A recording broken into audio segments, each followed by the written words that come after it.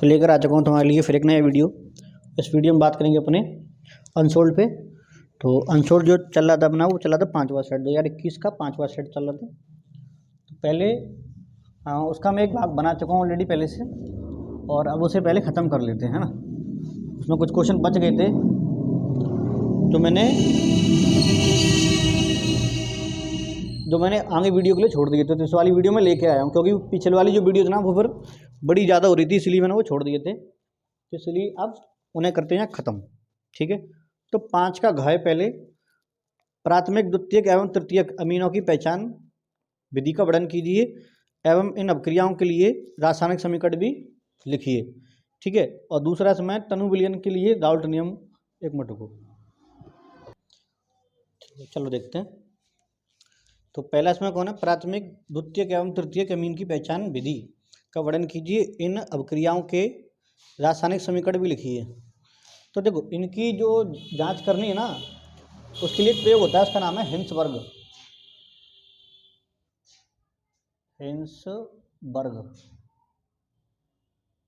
परीक्षण, ठीक है। लिख देता हूँ पहले। देखो, इस परीक्षण में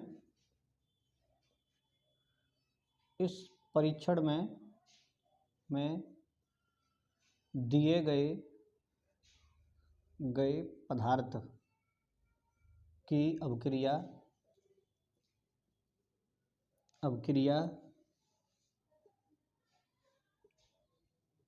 बेंजोइक या बेंजीन कर लो, चलो, बेंजीन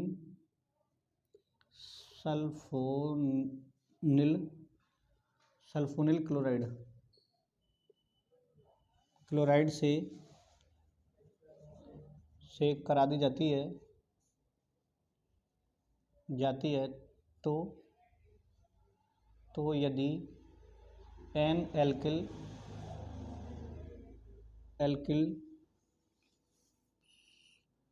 सल्फोनेमाइड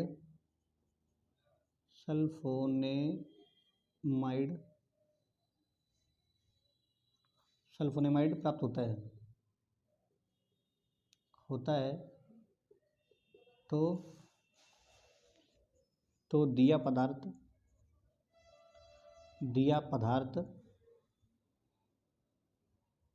प्राथमिक एमीन होगा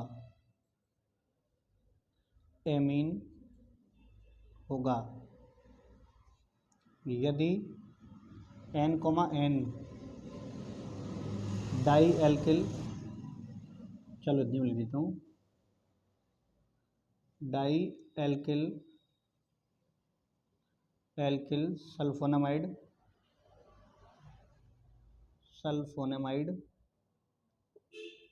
प्राप्त होता है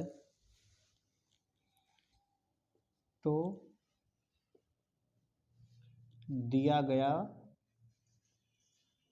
पदार्थ द्वितीयक एमीन होगा और कोई अभिक्रिया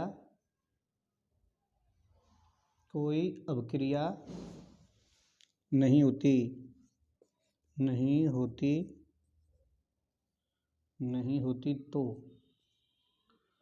तो तृतीयक अल्कोहल होगा,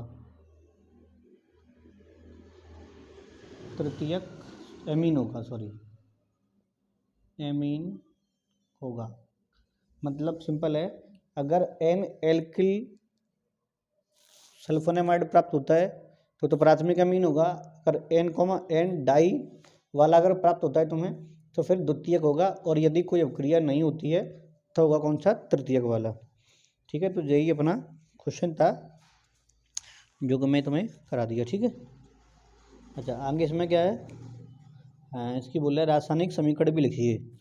तो हमें इनके क्या लिखने हैं, रासायनिक समीकरण भी लिखने हैं। चलो फिलहाल मैं इसे मिटा देता हूँ, फिर इसके समीकरण लिख के दिखाता हूँ तुम्हें, है ना।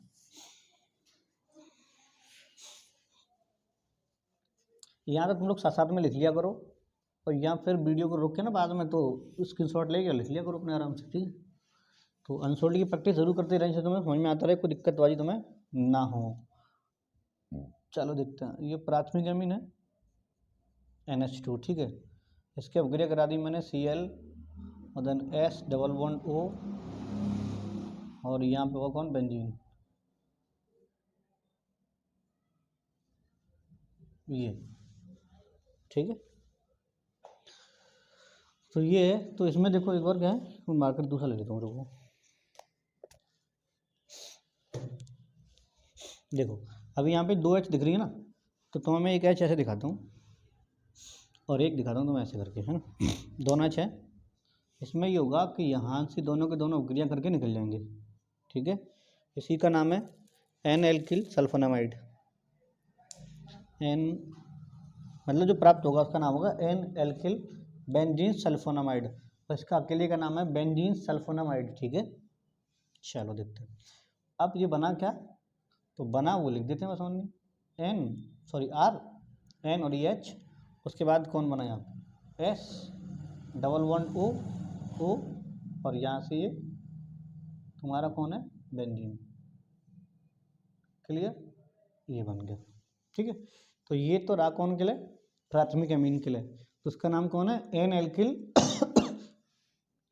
बेंजीन सल्फोनामाइड, ठीक है। N alkyl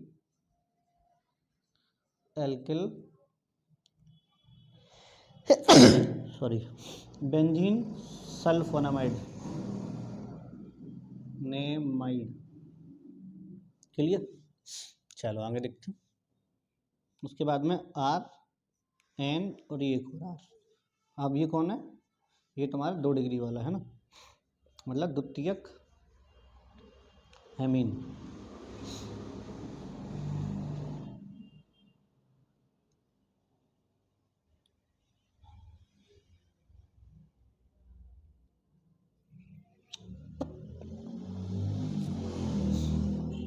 R N R और ये तो यहाँ से चला जाएगा, देखो ये ना इसके साथ अपक्रिया कर जाएगा, ये चला जाएगा, ये उसके बाद कौन बचेगा, यहाँ S डबल बॉन्ड O और ये O और यहाँ पे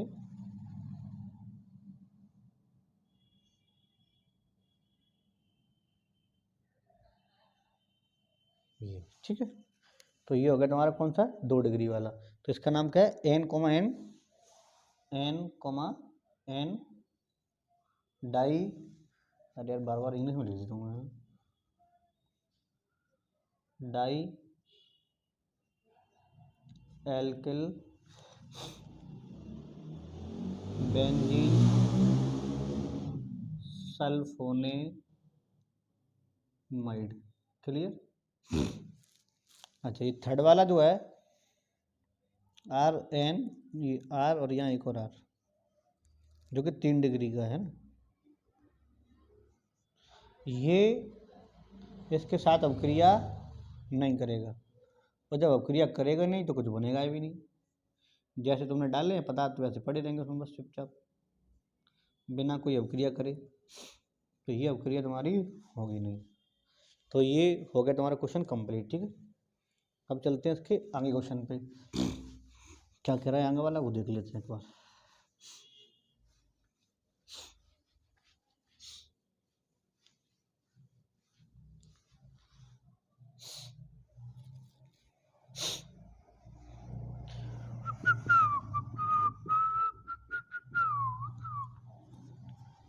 इसका है तनु विलयनों के लिए राउल्ट नियम को परिभाषित कीजिए और संबंधित सूत्र व्यंजक लिखिए, इसकी किसी एक सीमा का उल्लेखन कीजिए।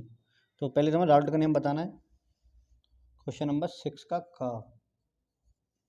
पहली बात तो ये है कि राउल्ट का जो नियम है ना वो केवल तनु विलयनों पर ही लागू होता है, तो ये इसकी सीमा भी और इसका नियम भी समझ लेते हैं, ठीक है। देखो अब इसमें इसके ना कई सारे नियम हैं। देखो अब जैसे मान लो कि मैं अवाष्पशील पदार्थ के आधार पर बताता हूँ तुम्हें, है ना। देखो जब वाष्पशील पदार्थ में कोई अवाष्पशील पदार्थ मिलाया जाता है, पदार्थ मिलाया जाता है तो विलायक, विलायक यानी कि वाष्पशील की वाष्प में कमी, वाष्प में कमी आ जाती है,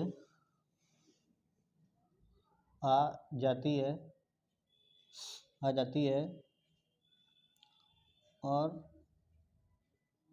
वह कमी घोले गए या मिलाए गए, बात की है, मिलाए गए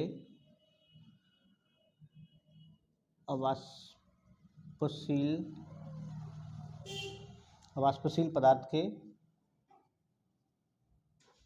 के मोल प्रभाज के समानुपाती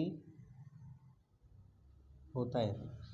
एक बार पहले बात समझ लेते हैं ना। देखो अभी ये यहाँ पे मान लो कि मैंने एक जल लिया है, कि मैंने जल ले लिया इसमें। अब इसकी जो वाष्प बनेगी ना, उसमें बोल दिया मैंने P0, और ये मान लिया मैंने A, ठीक है, जो शुद्ध है। नॉट का मतलब यहाँ प्योर, तुम समझ लो प्योर है। इसमें मैंने कोई चीज़ मिला दी। अब एक बात ध्यान रखना, जी उबलेगा कब? मान लो मैं इसे गर्म कर रहा हूँ, ठीक है, इसे मैं गर्म कर रहा हूँ, ठीक है, इसकी बनेगी कौन? वाष्प बनेगी इसकी, ये लगातार वाष्प बन रही है। ऊपर से इस पर जो दाब लगेगा वायुमंडल के द्वारा, तो जिस टेम्परेचर पे इस वाष्प दाब और ये वायुमंडलीय दाब बराबर होंगे, तब जाके इसका उबलना शुरू होगा। अब हुआ ये कि मैंने इसमें कुछ पदार्थ मिला दिया ऐसा जो कि अवाष्पशील था।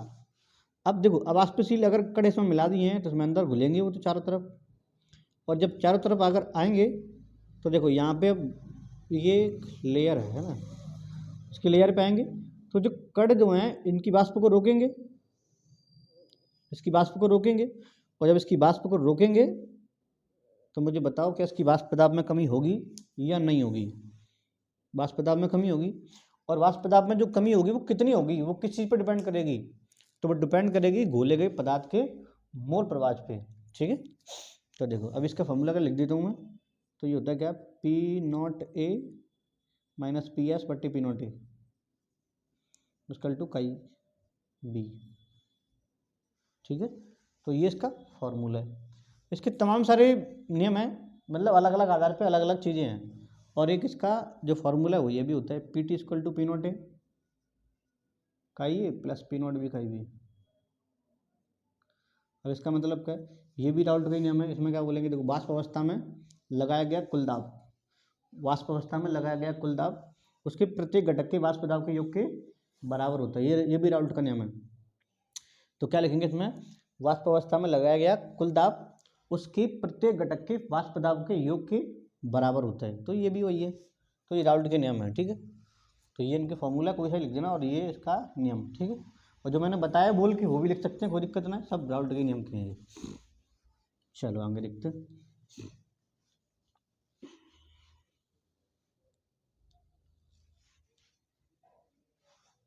आगे इसने बोला है सूत्र भी लिख दिया, और इसकी किसी एक सीमा का उल्लेखन कीजिए। तो लिख देना कि क्योंकि ये तनु विलयनों पर लागू होता है, ये इसकी सीमा है। नंबर 1, यह अत्यधिक तनु विलयनों पर ही लागू होता है, ठीक है, सांद्र विलयनों पर लागू नहीं होता है। चलो आगे इसमें इसका सवाल है, इसी में सवाल है। 6.5 ग्राम 6.5 10⁻³ ग्राम एथेन युक्त एक संतृप्त विलयन में आंशिक दाब एक बार है। यदि विलयन में 5.00 10⁻² ग्राम एथेन हो तो गैस का आंशिक दाब क्या होगा? देखो अब गैस का आंशिक दाब है, ये तो चला गया तुम्हारा राउल्ट, सॉरी हेनरी नियम पे। अब एक खराब या तुझे ना। चलो देखो, तो अभी एथेन उसने बोला हमसे, कौन चीज़ है? एथेन है। तो एथेन का फार्मूला होता है कौन? C2H6। ये एथेन का फार्मूला हो गया, एथेन है। तो इसमें पहले से ना जो घोला है W1 बराबर 6.56 10⁻³ ग्राम, ठीक है। और उसने बोला है कि इसका जब दाब है ना, जो दाब यानी कि 1 बार है, ठीक है। इसे बनाई तो मैं P1, ठीक है। उसने बोला है यदि विलयन में 5 यानी कि W2 5 × 10⁻² ग्राम एथेन हो तो गैस का आंशिक दाब क्या होगा। दाब ही पूछ रहे, इसे बोल देता हूँ मैं P2, ठीक है। अब देखो फॉर्मूला होता है अपने पास P बराबर KH का ही, ठीक है। अच्छा, अब एक बात ये ध्यान दो कि ये जो है अपने पास, ठीक है। अच्छा, अभी ये क्या है, ये हेनरी का नियम है, तो यहाँ के जो है कांस्टेंट है, और ये के जो के एच है ना, ये हर गैस के लिए कांस्टेंट होता है, अलग अलग गैसों के लिए अलग अलग होते हैं। अगर गैस कांस्टेंट है तो फिर मान भी तो कांस्टेंट ही होगा ना। तो पहली कंडीशन में अगर हम के एच का मान निकाल लें तो फिर फॉर्मूला क्या बनेगा, P = काई। अच्छा, P = जब काई बन गया तो काई जो है वो क्या होता है, काई होता है कौन, मोल। देखना अभी ध्यान से, मोल प्रवाह होता है, ठीक है। तो अब ये तो ये बोल दिया मैंने एथेन, ठीक है। और Na मतलब एथेन, घुला काय में, वाटर में तो घुला है, जल में घोलेंगे और काय में घोलेंगे उसे, ठीक है। अच्छा, अब N बराबर जो फार्मूला होता है वो होता है W/M, क्लियर।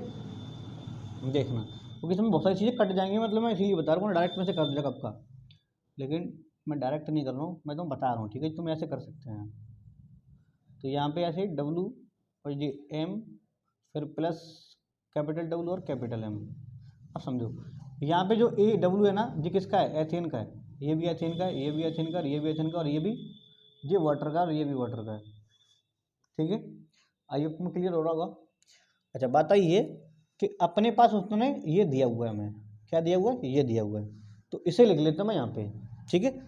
अच्छा, अभी क्या करना है हमें, तो मैंने क्या करा, पहले KH का मान निकालना है, मैंने KH का मान निकाल लूँ, तो इसे बना दिया मैंने P1, और ये मैंने मान लिया कौन, काई1, इसे बनाई तो मैं काई1, ठीक है। तो यहाँ पे लिख दिया मैंने इसका काई1, क्लियर।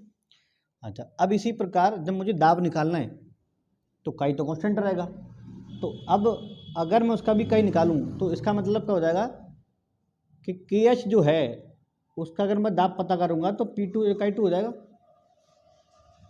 काई कांस्टेंट है।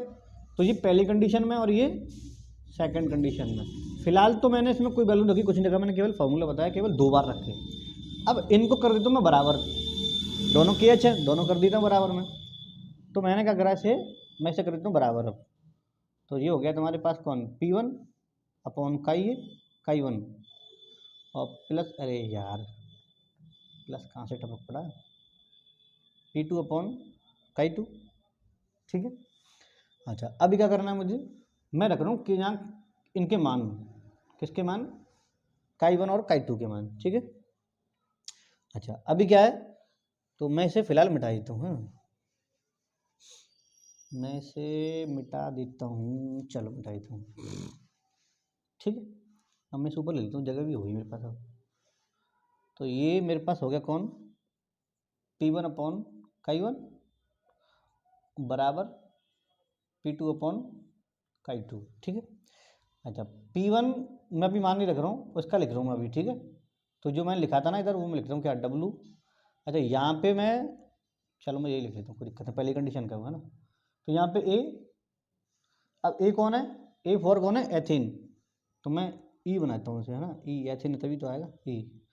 और इसका कर दिया मैंने M, वो भी एथेन का, ठीक है, बट्टे एथेन का, और M भी एथेन का, और प्लस W वाटर का, और M भी वाटर का, क्लियर हुआ। अभी तक यहाँ तक मैंने इसमें कुछ करा है, मैंने अभी किसमें कुछ नहीं करा, मैंने केवल अभी काई का मान रखा है बस, उन्हें उठा करके यहाँ तक, ठीक है। अब हुआ ये कि मैं लगाता हूँ यहाँ बराबर। अब देखो यहाँ, तो यहाँ P2 रख दिया मैंने, ऐसे इसका मान लिखना है मुझे। ये तो रहा पहली कंडीशन में, ठीक है, पहली कंडीशन में, और ये रहा कौन सी कंडीशन, दूसरी वाली कंडीशन में। अब देखना, तो यहाँ W E2 और अपॉन M।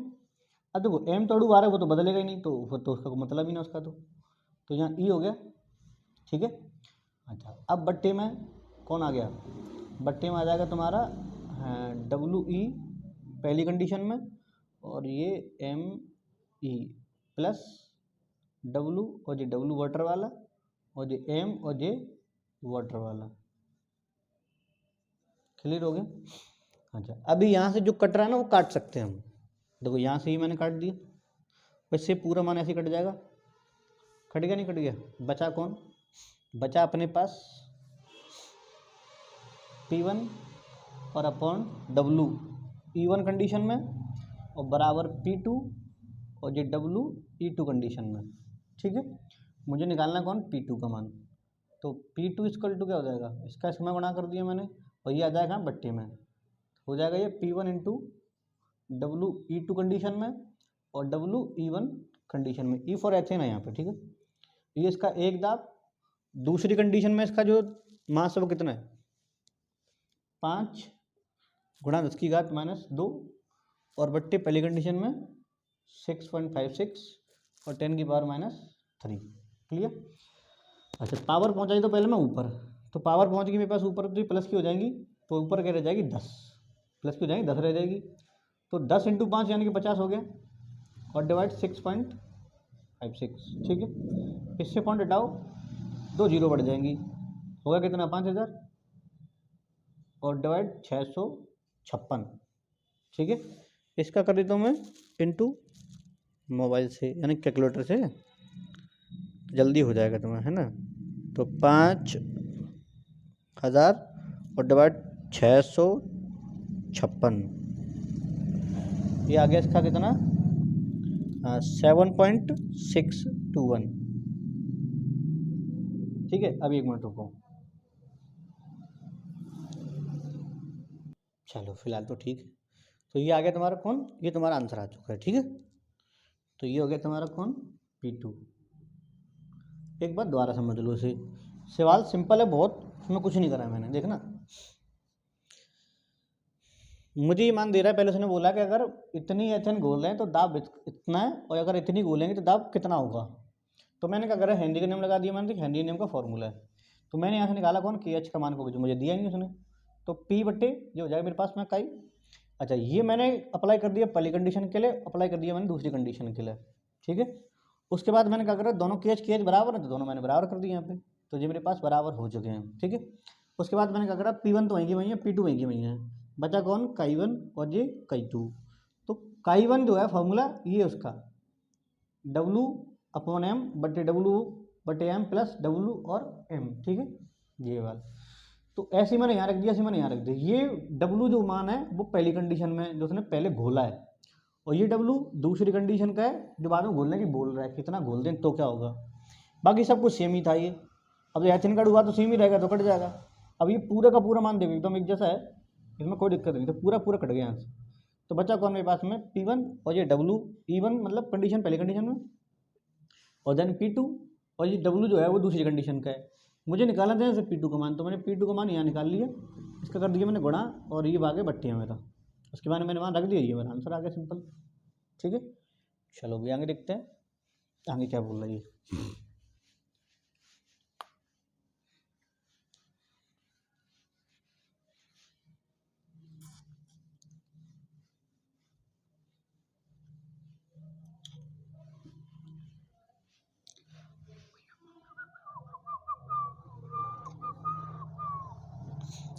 नेक्स्ट है एल्युमिनियम के मुख्य अयस्कों के नाम और सूत्र, ये हट चुका है तो इसे छोड़ो।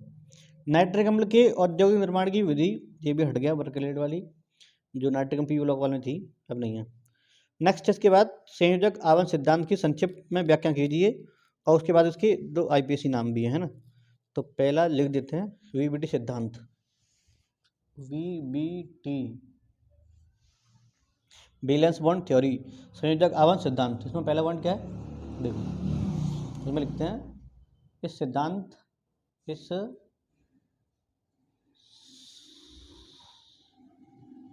सिद्धांत के अनुसार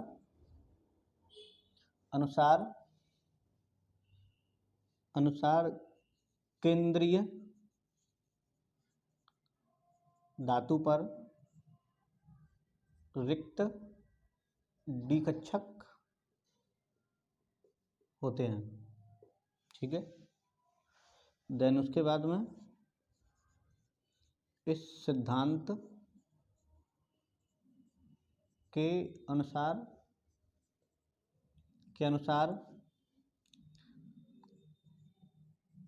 केंद्रीय धातु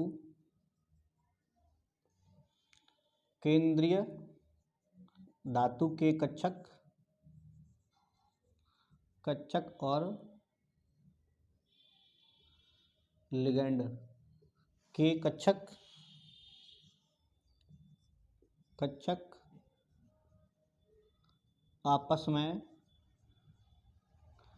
अत्यव्यापित हो जाते हैं। देन तीसरा पॉइंट क्या है इसके अनुसार, लिगैंड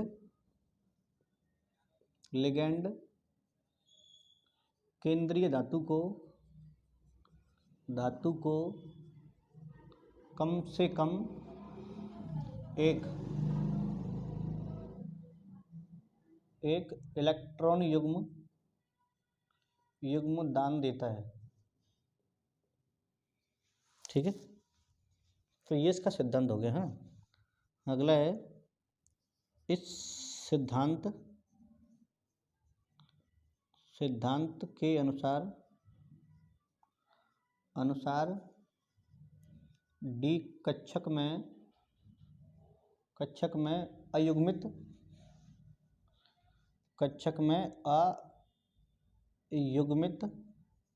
इलेक्ट्रॉन होने पर यौगिक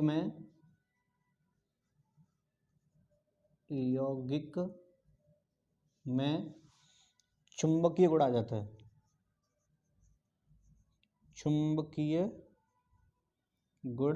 जाता है। क्लियर हो गया? तो ये सिद्धांत हो गया तुम्हारा। ठीक है, मैं इसे मिटा देता हूँ, मैं तो आ गया, सिंपल पॉइंट है। चलो आगे देखते हैं।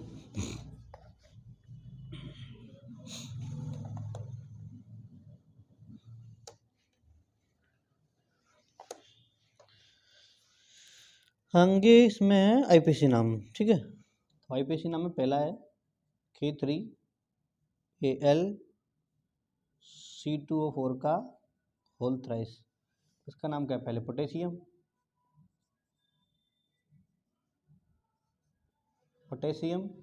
उसके बाद ट्राई ऑक्सलेटो और एल्युमिनेट। संख्या इसकी थर्ड आएगी, क्योंकि इसके बाद 2 नेगेटिव, तो टोटल यहाँ 3 तो हो गया 6 नेगेटिव, 3 उसमें चले जाएंगे, बचेंगे 3 नेगेटिव, उधर जाएंगे तो 3 हो जाएंगे प्लस की, तो ये हो जाएगा तुम्हारा यहाँ तक। ठीक है, उसके बाद इसमें K2ZnCO और H4। ठीक है, तो उसका नाम हो जाएगा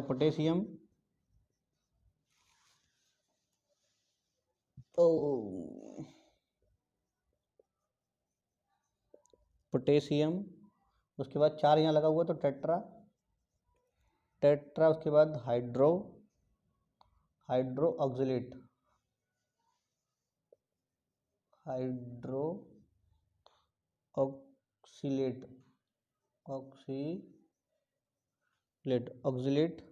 उसके बाद कौन है? जिंक, तो बन जाएगा जिंकेट, और संख्या इसकी हो जाएगी सेकंड। ठीक है, चलो आगे देखते हैं। तो वीडियो देखो पहले कितनी बड़ी हो रही है। चलो देखते हैं, फिलहाल तो आधा घंटे की हुई है। खैर, वीडियो को शेयर जरूर कर दिया अगर इससे और लोगों तक भी पहुंच पाए। ठीक है, तो सब लोग देख पाए, सेंसोर्ड अच्छे से उनका हो पाए। और अगर तुम्हें कोई भी सेट अगर अलग से चाहिए तो मुझे बता देना, सर हमें ये सेट करवा देना, तो मैं वही वाला सेट तुम्हें करवा दूँ, कोई दिक्कत नहीं। तुम्हें क्वेश्चन हो या कोई पूरा सेट हो तो मुझे बता देना कमेंट करके, तो मैं तुम्हें वही वाला सेट करवा दूँ, कोई दिक्कत ना होगी। ठीक है, चलो आगे देखते हैं। बर्नर की अवधारणाओं के आधार पर उपसय संयोजक यौगिक में आवंधन को समझाएं। अच्छा, बर्नर सिद्धांत, चलो देखते हैं। वर्नर वर्नर सिद्धांत। ठीक है, देखो हाँ, देखो सबसे पहले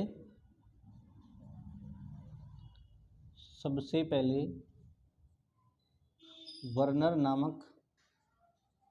नामक वैज्ञानिक ने उपसहसंयोजी यौगिक की संरचना की व्याख्या की और उन्होंने बताया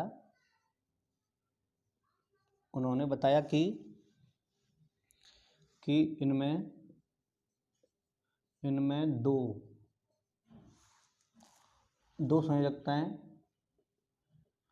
संयोजकताएं पाई जाती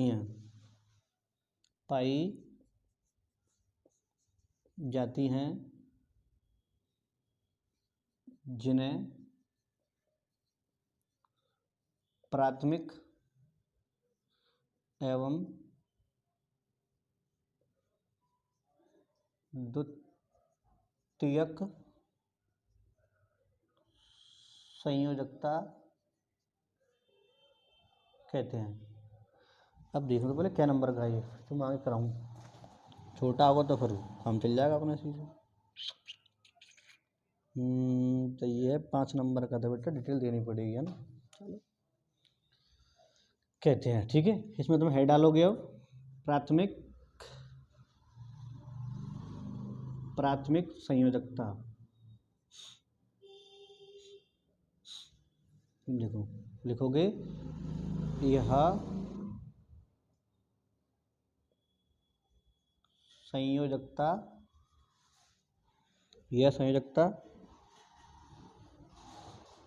रेडाइनों के द्वारा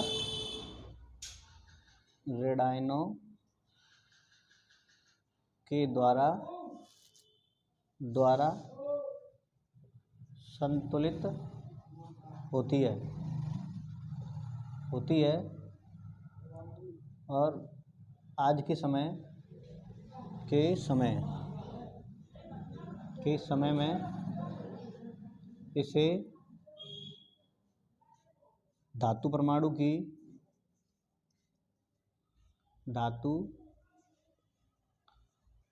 परमाणु की ऑक्सीकरण संख्या कहते हैं। ठीक है, उसके बाद डालेंगे इसमें द्वितीयक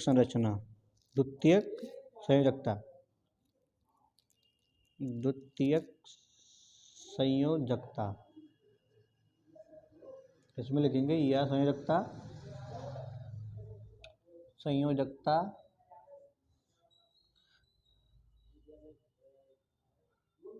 रेडाइनो या उदासीन आयनों के द्वारा संतुलित होती है।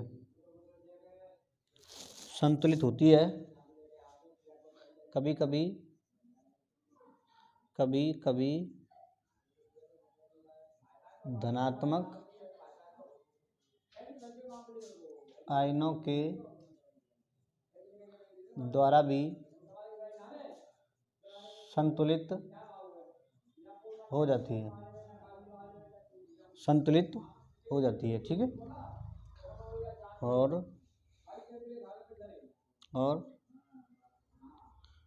आज के समय में इसे धातु की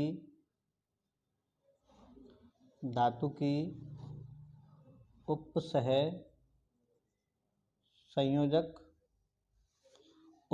संयोजक संख्या कहा जाता है। ठीक है, समझ में आ गया होगा ये। चलो आगे मिटाता हूँ उसको, फिर आगे देखते हैं। यदा कदानि धर्मस्य,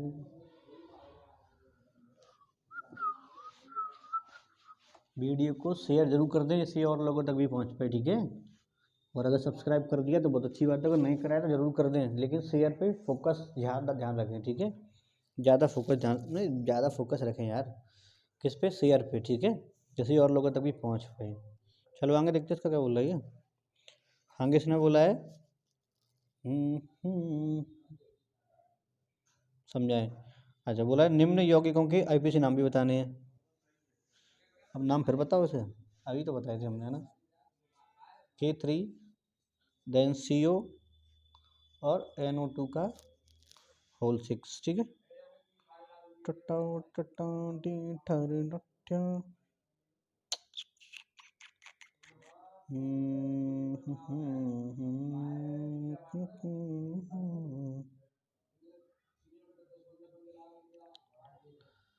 चलो देखते हैं। तो ये K का नाम क्या है, पहले पोटेशियम,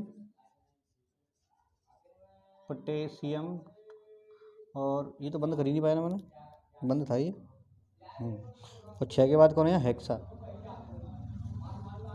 हेक्सा उसके नाम का है नाइट्रो, इसका नाम है कौन, नाइट्रो, NAITRO, नाइट्रो। उसके बाद कौन है, कोबाल्टेट,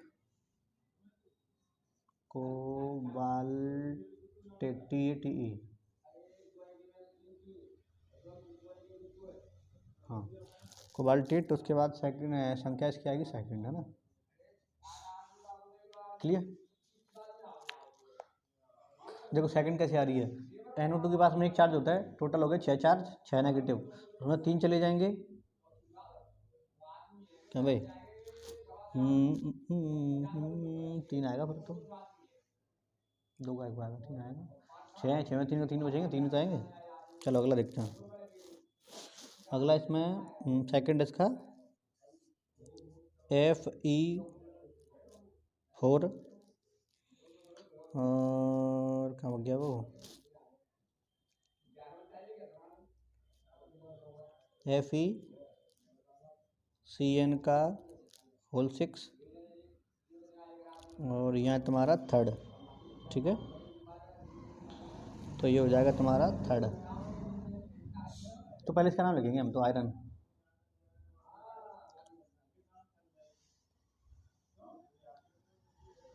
IORAN, है ना, IORAN, आयरन।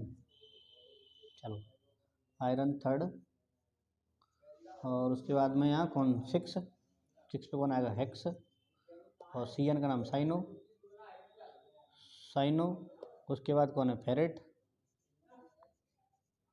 फेरेट, और फेरेट के बाद में इसका आवेश होगा कितना, 2, चलिए।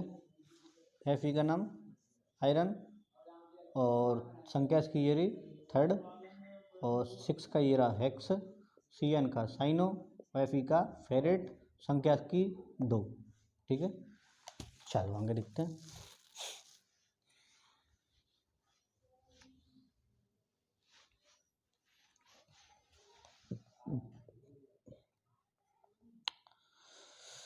आगे इसमें निम्न यौगिकों में विभेदन करने के लिए सरल रासायनिक समीकरण दीजिए। एसीटोन एवं बेंजोफिनोन, एसीटोन और बेंजोफिनोन,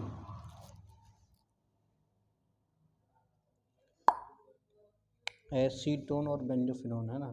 तो C6H5COCH3, ये तो हो गया तुम्हारा एसीटोन और एसीटोफिनोन, है ना।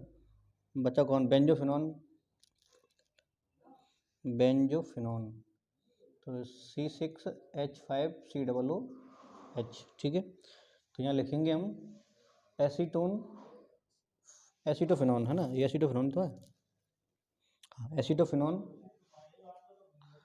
तो उसमें तुम्हें ऐसे लिखा देता हूँ, देखो एसीटोफिनोन NOH, ये काय को लिखा दूँ फिर, ये नहीं लगा रहा फिर मैं, है ना, ये तो मैं ऐसे ही बता देता हूँ। एसिटोफिनोन NOH की उपस्थिति में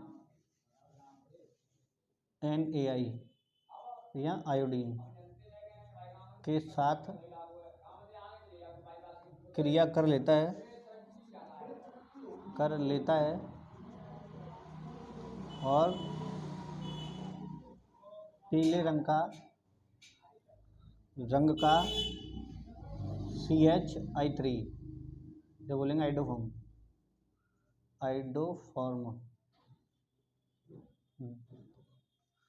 आइडोफॉर्म देता है, जबकि बेंजोफिनोन नहीं देता।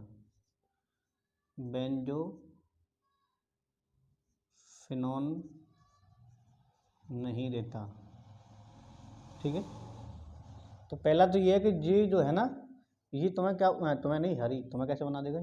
तो ये मतलब तुम्हें क्या बना के देगा, हाँ ये बोल सकते हैं। तो ये क्या बना के देगा तुम्हें, आइडोफॉर्म। कब, जब इसके अपक्रिया में NOH के साथ NH की उपस्थिति में NaI या फिर KI या फिर I2 के साथ करा देते हैं तो, ठीक है। और ये अपक्रियाएं नहीं देगा। तो इसका पहला विभेदन तो ये रहा। नेक्स्ट आगे चलते हैं।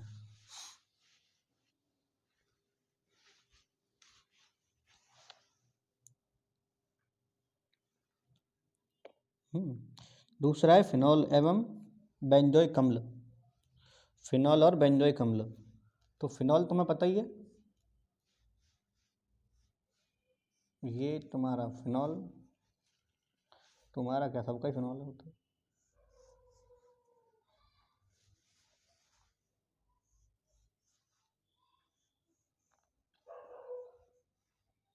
COOH, सही है, बेंजोइक अम्ल। तो देखो इनकी अभिक्रिया अगर हम FeCl3 फेरिक क्लोराइड के साथ करा देते हैं, इसके साथ भी अगर हम अभिक्रिया करा देते हैं तो यहाँ पे एक कॉम्प्लेक्स यौगिक प्राप्त होता है जो कि बैंगनी रंग का होता है। H3 फॉर्मूला उसका H3 और उसके बाद में C6H5, ये बेंजीन का हो गया C6H5, उसके बाद में O और यहाँ Cl, ठीक है, प्लस HCl इसका बन जाएगा यहाँ। एक मिनट रुको, एक मिनट रुको। चलो देखो, यदा कदानि धर्मस्य, है ना। तो क्या है कि अभी इसके विलय करा रहे हैं ना, जैसे मैं तो बताया बेंजीन ये नहीं बनेगा यार, ये बनेगा इसका Fe और यहाँ इसका He3 और Fe, इसका बन जाएगा OC6H5 का होल 6, ठीक है, और प्लस 3 HCl बनेगा। ये बनेगा बैंगनी रंग का, ठीक है। ये कॉम्प्लेक्स यौगिक है, इसे बोलते हैं उपसय संयोजी यौगिक, इसे बोलेंगे हम क्या, उपसय संयोजी यौगिक, ठीक है। और जब इसकी अपक्रिया कराते हैं हम तो इसमें कोई भी यौगिक उपसय संयोजी वाला नहीं बनता, यानी जटिल यौगिक कोई नहीं बनता इसमें। तो इसका बनेगा C6H5COO का होल थ्राइस और ये Fe, ठीक है। तो यहाँ पे ये यौगिक तुम्हें मिल जाएंगे। चलो आगे देखते हैं, जिसका विभेदन हो गया है ना, ये यार जी और बार बार उलझ जाता है। चलो आगे देखते हैं।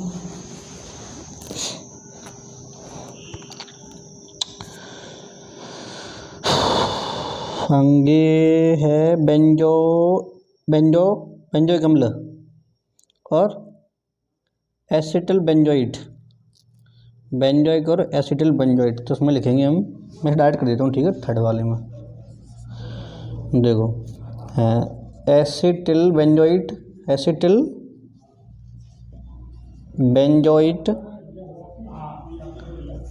बेंजोइट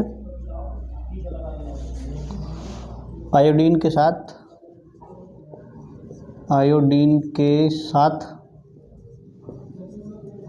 क्रिया कर लेता है और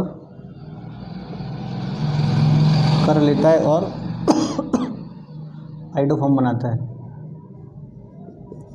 आइडोफॉर्म बनाता है, ठीक है। और जो कि तुम्हारा कौन नहीं बन जाएगा, बेंजोइक अम्ल नहीं बनाता है ना, ये तो तुम्हें अभी लिखा था उसी का ये बिल्कुल। चलो भाई आगे देखते हैं इसका फिर। चुन्नी में है जो चुन्नी में, और दूसरा इसमें पेंट टू ओल और 3 पेंटेनोल। देखो ये भी एक जैसा ही यार, इसमें भी तुम यही लिखोगे हैं पेंटेन टू ओल पोटेशियम हाइड्रोड के साथ NOH की उपस्थिति में क्रिया करके आइडोफॉर्म बनाता है, जबकि पेंट 3 ओल नहीं बनाता है, ठीक है। उसके बाद है बेंजल्डिहाइड एवं एसीटोफिनॉल। अब देखो इसमें एसीटोफिनॉल फिर आ गया। एसीटोफिनॉल जो है ये फिर वही अवकृति दर्शाएगा जो कि पहले वाले क्वेश्चन में कराई थी मैंने, एसीटो और बेंजोइक वाले में, ठीक है। तो ये भी तुम्हारा हो जाएगा आराम से, दोनों सेम ही करने हैं मतलब। उसके बाद इसमें क्या है, निम्नलिखित अंतर विभेदन कीजिए ग्लूकोज तथा फ्रक्टोज में, DNA और RNA की संरचना में, ठीक है। और उसके बाद में ही समाप्त है फिर तो। जो उसका अथवा वाला क्वेश्चन वो हट चुका है, ग्लूकोज और फ्रक्टोज की संरचना। हाँ ये इसका अंतर बताना है हमें, है ना। तो पहले लिखते हैं ग्लूकोज। ग्लूकोज लिखते हैं या एक मोनोमर होता है और इसकी संरचना देखने पर हमें पता चलता है कि इसमें 5 कार्बन की चक्रीय संरचना होती है। स्ट्रक्चर बना देना इसका मस्त सा।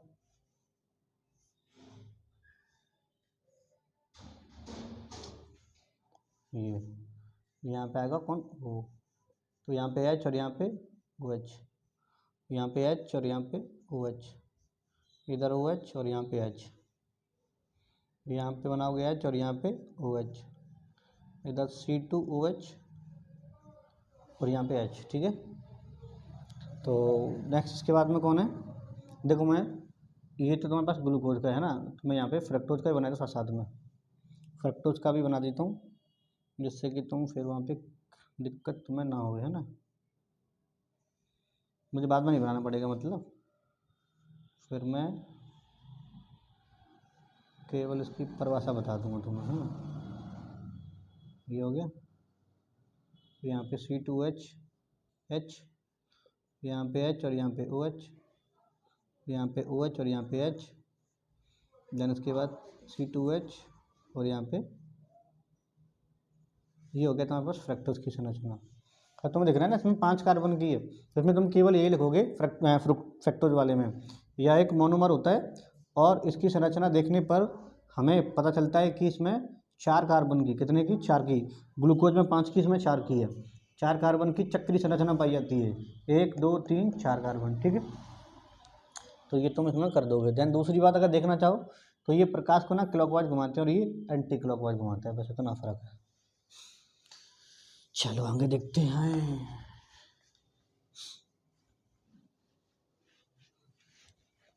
अब क्या है इसमें, DNA तथा RNA संरचनात्मक, किधर हो, चलो देखते हैं,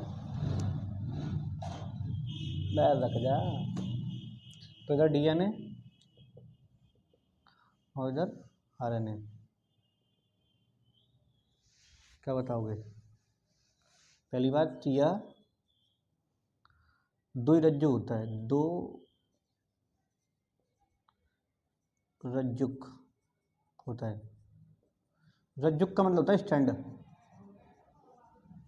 देखा होगा तुमने, वैसे DNA तुमने देखा होगा ना, 2 कुंडली जैसे होती है ऐसे करके जो फसी में होती है तुम्हें, है ना, हेलिक्स आकार में, देखा होगा तुमने। अरे ऐसे करके यार, ऐसे करके, ये ऐसे है ना, देखा होगा तुमने। तो डबल स्टैंड में होता है, और इसमें लिखेंगे हम, यह एक रज्जुक व दो रज्जुक। रज्जुक का हो सकता है। नंबर 2 में लिखना है या अत्यधिक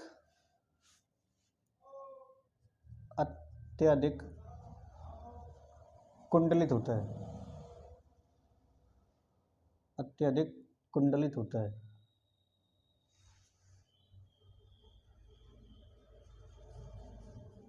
कुंडलित होता है या कम कुंडलित होता है। ठीक है। थर्ड पॉइंट में इसमें यूरेसिल नहीं पाया जाता है। इसमें यूरेसिल पाया जाता है। ठीक है। अगला लिखो तो और लिख लो। इसमें डीऑक्सी